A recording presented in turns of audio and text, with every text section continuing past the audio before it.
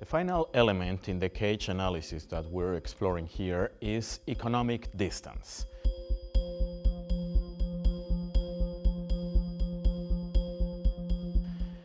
As we know, not all countries of the world are equally rich or equally poor.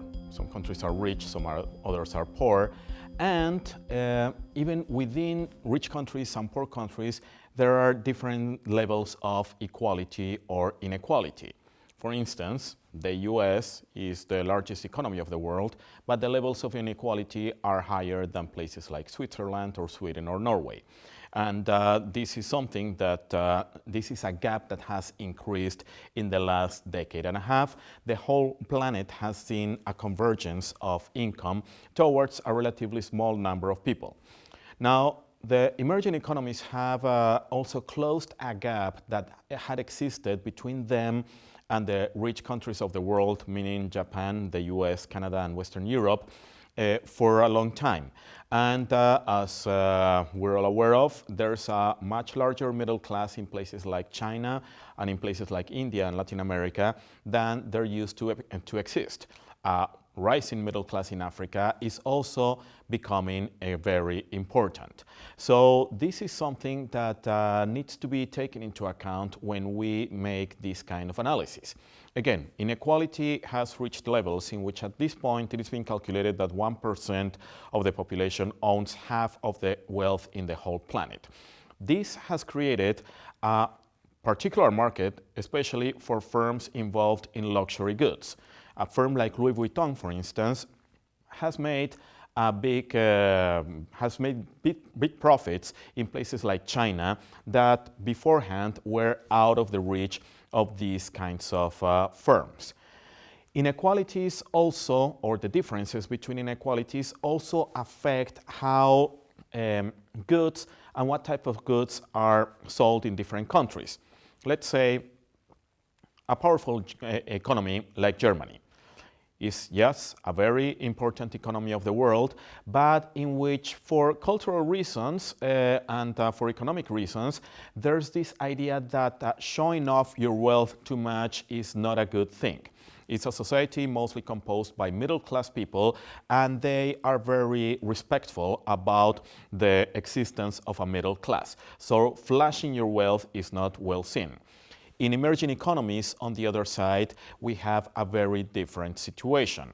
Given that these new middle class or new rich people are enjoying their wealth for the first time, many of them really want to show it. So it's easier to sell luxury cars in Brazil than in Norway, even though the average Norwegian is richer than the average Brazilian.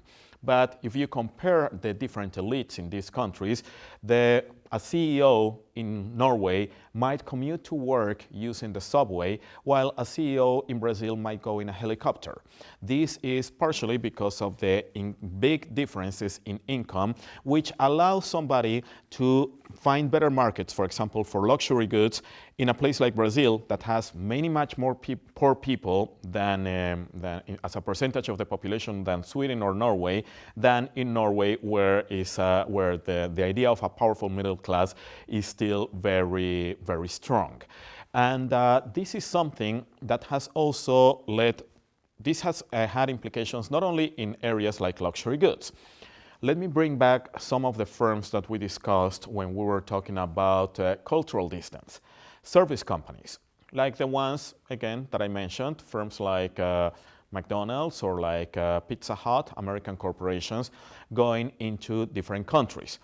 These are countries, these are societies in which a burger might not be a cheap item to eat when compared to other things that are being offered by that same society.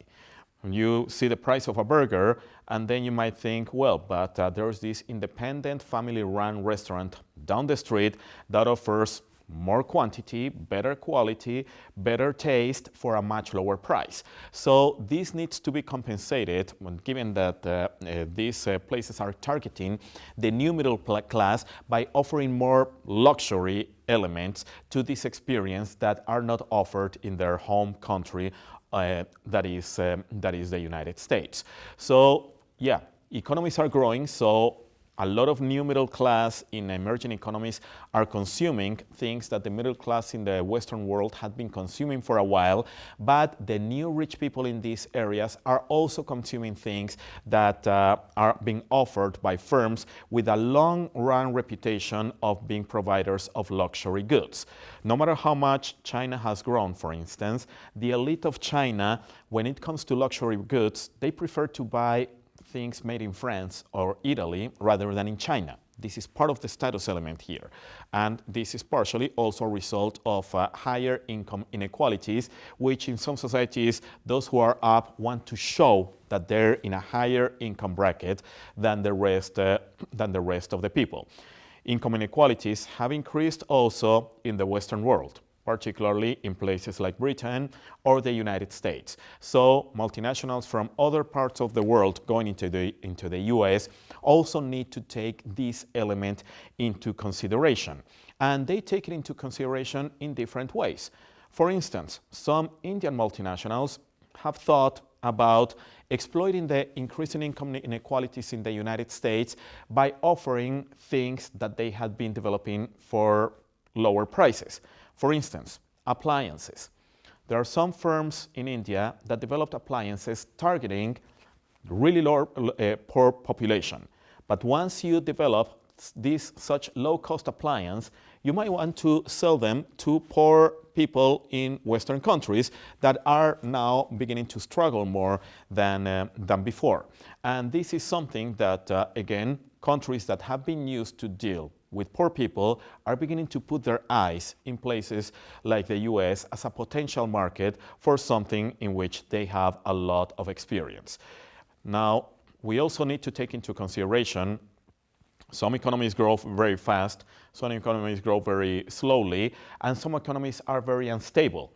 Sometimes firms are caught by surprise by unstable economies, and for this it is also good to look at the history of the economy that you're dealing with, how sustainable the growth might be. Many people in Spain, for instance, thought that the growth of this country was going to last forever, and then came this economic crisis in the 2000s that led the economy to a horrible collapse. So this is something, the system was not sustainable.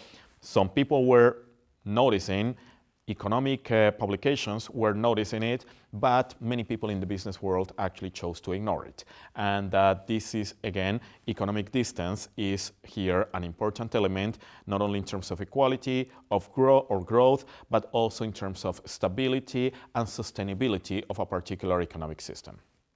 We explored in this module this cage analytical framework that takes into account the different ways to measure distance between countries.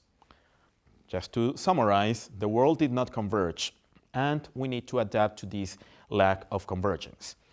By this time, it looks like countries are actually becoming more and more different from each other. I provided some examples of the different elements of the cage analysis, but there are many more that can be included within this framework. The point here is to take into account these different ways of measuring distance to see how far or how close a firm is to a particular country, or an industry is to a particular country, or countries are with each other, and in this way conduct an analysis that takes into account these different elements.